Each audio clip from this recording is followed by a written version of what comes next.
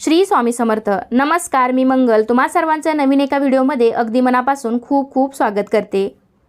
रक्षाबंधन हा सगळ्यांच्याच आवडीचा सण आहे. बहीण भावाच्या प्रेमाचा हा दिवस आहे. हा सण दरवर्षी श्रावण महिन्यातील पौर्णिमेला साजरा केला जातो. हिंदू पंचांगानुसार श्रावण महिन्यातील शुक्ल पक्षाची पौर्णिमा तिथी 27 ऑगस्ट 2026 रोजी सकाळी 9:08 सुरू होईल आणि 28 ऑगस्ट 2026 रोजी सकाळी 9:48 समाप्त होईल.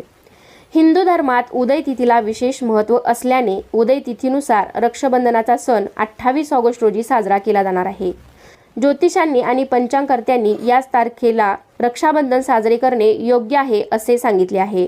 28 ऑगस्ट रोजी रक्षाबंधनाला राखी बांधण्याचा सर्वोत्तम शुभ मुहूर्त सकाळी 6:23 पासून ते सकाळी 9:48 पर्यंत असणार आहे. याशिवाय दुसरा मुहूर्त असा आहे, दुपारी 12:14 हा मुहूर्त सुरू होईल आणि दुपारी 1:05 पर्यंत असणार आहे. या अभिजित मुहूर्तावर सुद्धा बहीण आपल्या भावाच्या हातावर राखी बांधू शकतात. तसेच या दिवशी वर्षातील दुसरे चंद्रग्रहण देखील होणार आहे. हे चंद्रग्रहण सकाळी 8:04 पासून सुरू होणार आहे आणि सकाळी 11:22 पर्यंत असणार आहे. त्यामुळे ग्रहणाच्या काळात रक्षाबंधन कसे साजरे करावे असा प्रश्न अनेकांना पडलेला आहे. मात्र हे चंद्रग्रहण भारतात दिसणार नसल्यामुळे त्याचे कोणतेही धार्मिक नियम किंवा वेद पाळण्याची गरज नाही. त्यामुळे कोणताही संकोचाशिवाय तुम्ही शुभ मुहूर्तावर राखी बांधू शकता. जरी तुमच्या घरामध्ये कुटुंबामध्ये पूर्वीपासून ग्रहण हे पाळत असाल तर तुम्ही दुपारी 12:14 नंतरचा दुपारचा जो शुभ मुहूर्त आहे राखी बांधण्याचा, तर त्या मुहूर्तावर तुम्ही राखी बांधू शकता. म्हणजेच साधारणतः 12 ते 1 वाजेपर्यंत हा शुभ मुहूर्त अभिजित मुहूर्त दिलेला आहे. त्या मुहूर्तावर सुद्धा तुम्ही राखी बांधू शकता. तसेच 28 ऑगस्ट रोजी शुक्रवारी राहुकाळ सुद्धा असणार आहे. म्हणजेच यंदा रक्षाबंधनावर चंद्रग्रहण तसेच राहुकाळाची सुद्धा सावली असणार आहे. म्हणजेच आपल्याला राखी बांधण्याचा शुभ मुहूर्त हा दुपारनंतरचा असणार आहे. म्हणजे तुम्ही दुपारी 12:30 नंतर राखी पौर्णिमा म्हणजेच रक्षाबंधनाचा सण हा साजरा करू शकता. तर राहुकाळाची वेळ अशी आहे, 28 ऑगस्ट रोजी शुक्रवारी सकाळी 10:46 राहुकाळ सुरू होईल. तो दुपारी 12:22 पर्यंत असणार आहे. धार्मिक मान्यतेनुसार राहुकाळात कोणतेही शुभ कार्य किंवा राखी बांधण्याचे विधी हे केले जात नाहीत. त्यामुळे तुम्ही सकाळी 10:46 पासून ते 12:22 पर्यंत राहुकाळामध्ये चुकूनही राखी बांधू नका.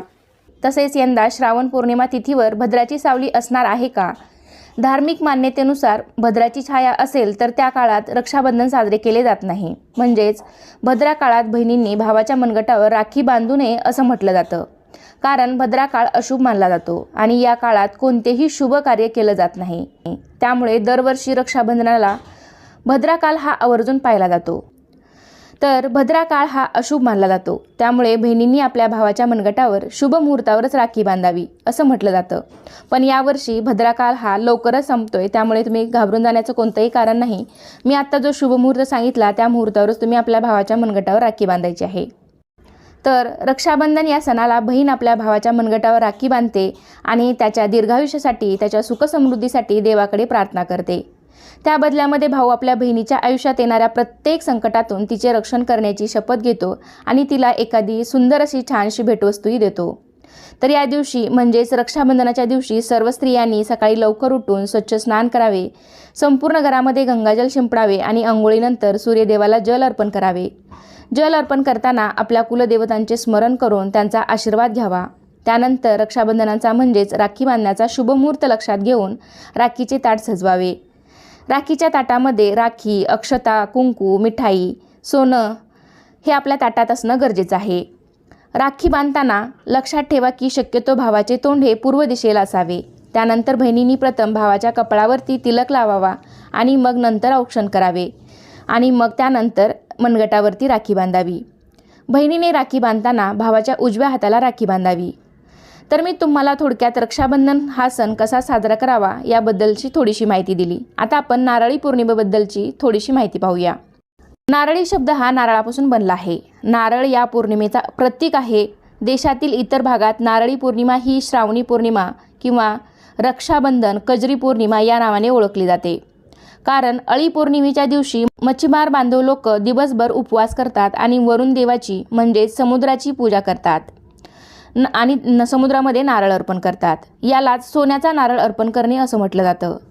समुद्रात मासेमारी करताना कोणतीही अप्रिय घटना घडू नये यासाठी समुद्राला प्रार्थना केली जाते। म्हणजेच नारळी पौर्णिमेला विशेष करून भगवान वरुण देवाची पूजा केली जाते आणि समुद्र देवाला या दिवशी नारळ अर्पण केल्याने ते प्रसन्न होतात। तर या दिवशी नारळाच्या पदार्थाला जास्त महत्त्व असते। देवाला नारळी भात किंवा ओल्या नारळाच्या करंज्यांचा नैवेद्य अर्पण करतात। नारळ हे फळ शुभचक मानले जाते, तसेच ते सर्जन शक्तीचे प्रतीक मानले जाते। यामुळे समुद्राला नारळ अर्पण करताना तो पाण्यात फेकू नका, तर हळूवारपणे सोडावा। नारळी पौर्णिमेच्या दिवशी वरुण देवतेला आवाहन करून सागराला नारळ अर्पण करतात। त्यामुळे सागरातील येणारे संकट पळून जाईल अशी त्यामागची मान्यता आहे। तर अशा प्रकारे कोळी समाजातील लोक समुद्रात प्रवास करताना होणाऱ्या अनिष्ट घटना टाळण्यासाठी हा सण साजरा करतात। तर अशा प्रकारे नारळाची पूजा म्हणजेच निसर्गाची पूजा, अर्थात वृक्षवल्ली आम्हा सोयरे म्हणजेच जलदेवतेला प्रसन्न करण्यासाठी नारळी पौर्णिमा हा सण साजरा केला जातो।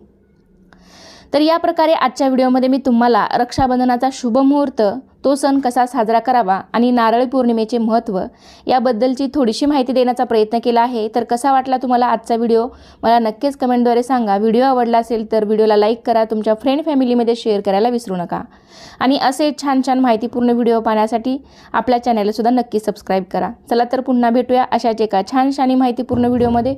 तोपर्यंत सर्वांना श्री स्वामी समर्थ।